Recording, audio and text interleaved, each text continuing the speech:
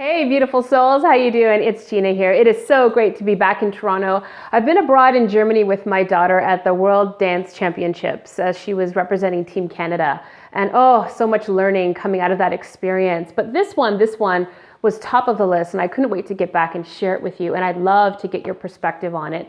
So here we are as Canadians at this Olympic style event. And as we're mingling with this international crowd that's representing nations from across the world, I begin to share that we are Canadian, and the number one response that I get is, oh, we love Canadians. They're so nice and they're so polite. So the first response is like, ding, my ego is like so happy because who doesn't want to be thought of as nice and polite?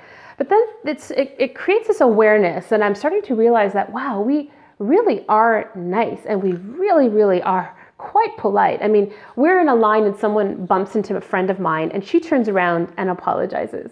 Or I ask the waiter for something specific and he brings back the wrong meal and I find myself saying, I'm sorry that he made the mistake. Or the airline cancels my flight as I'm trying to negotiate with someone at the airport based on their problem and their mistake. I'm apologizing for the time it's taking them to resolve the problem that they created for me. And I really started to think about apologies and when they're warranted and when they're not, and some of the repercussions of over apologizing. Now, first of all, here I am, I'm a Canadian. I'm a woman. Women tend to apologize more than men. And I'm also a recovering people pleaser. This trifecta is like the perfect storm for the over apologizer. So before everyone goes stir crazy, let me assure you that I also believe that apologies are very powerful. They're impactful, they're important, they help to heal relationships and rebuild trust and rapport. I teach proper ways to apologize, but that's not what this video is about. Apologies are warranted when we've said or done something that has intentionally or even unintentionally hurt or offended someone. And there's a time and a place for that. But that's not what this video is about. This video is about apologizing when it's unwarranted and how that can be detrimental to our overall sense of well-being, confidence, and self-esteem. So I want to look at 3 areas where apologizing is absolutely ridiculous and serves us not at all. The first area is apologizing for who we are. So here I am on this spiritual journey, and all a spiritual journey means for me is getting closer and closer and more aligned with my truth, with what is true for me, with the values that I aspire to, and the person that I am, the person that I was born to be. You know, as children, we're really clear about who we are. And then as we start to grow up, we start to hear and we start to take on all of these messages about who we should be. So for me, a spiritual journey is really about unburdening myself and getting really clear about who I am and standing really strong in that truth. So I am a very highly sensitive, emotional, passionate, intense, dramatic person. This is who I am. This is the energy that I was born with. And at my very essence, this is me. And I have been receiving messages my whole life about being too much. I'm too much this and too much that. And so all of these messages created this space where I felt like I needed to dim because I was making people uncomfortable being myself. And I started to apologize by being less of me, by dimming myself, by not being too much or so much Gina.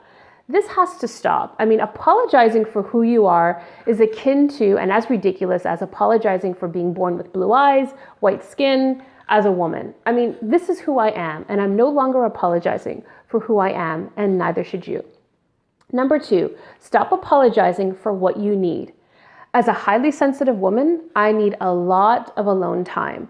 I'm in the public space a lot. I'm often talking to many, many people at one time, and I'm absorbing their energy. And so I need a lot of time to buffer that space and to really tease apart other people's energy and feelings and needs from my own. So I require a lot of alone time. And I used to feel really, really guilty about that.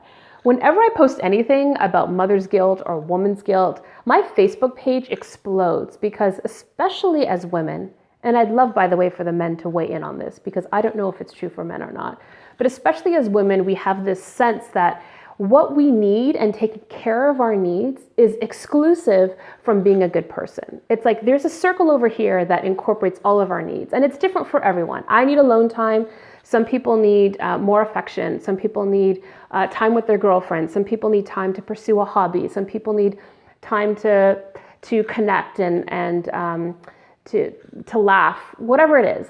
Everybody has different needs.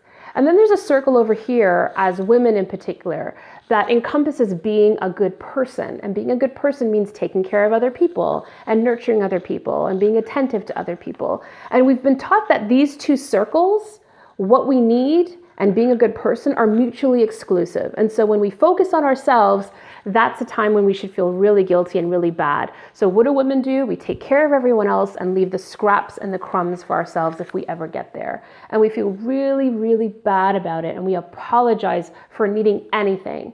This is outrageous. Our needs are connected to who we are. Who we are is divinely seated in us. It's perfect. It's all part of the plan.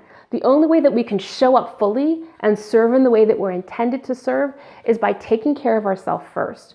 Because if we don't take care of ourselves first, we serve from resentment, we start to feel depressed, we start to feel disconnected, and we're really not serving from the energy or the space that we were intended to. So please, let's stop apologizing for what we need. So that's number 2.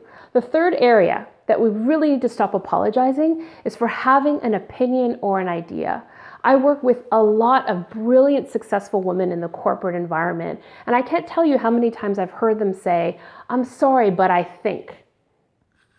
"I'm sorry to bother you," or "I'm sorry if this is a stupid question."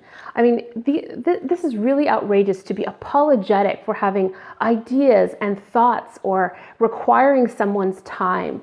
And so how do we start to nip this in the bud? The first step comes from awareness. Even preparing to record this video, I noticed this morning, and I've only been up for a couple of hours, I noticed this morning that in two responses, one an email and one a Facebook comment, I found myself saying, "I'm sorry." And I had to stop myself and click delete, delete, delete, because there are instances where I shouldn't be apologizing. What can we do instead? One of the things that I like to do instead is to show appreciation instead of apologize. So instead of "I'm sorry for being late," or "I'm sorry for not getting back to you sooner," I say things like, "Thank you so much for your patience," or "I appreciate you being so patient with me," or "Thanks for waiting." When can you swap out an apology for appreciation? It really is an energetic shift in a worthiness, in a space of worthiness. And so that's where I'm asking you to consider today is, can you be more aware of the space that you are apologizing in? And can we just press pause on the apology and ask ourselves, is this apology warranted? Is it important? I mean, is this really something that we should be sorry for? Or is there an energetic shift that needs to take place in that space where instead we can say thank you or show appreciation or simply state who we are, what we need, and be freaking unapologetic about it? That's my challenge to you. Love you. Peace out. Let me know what you think.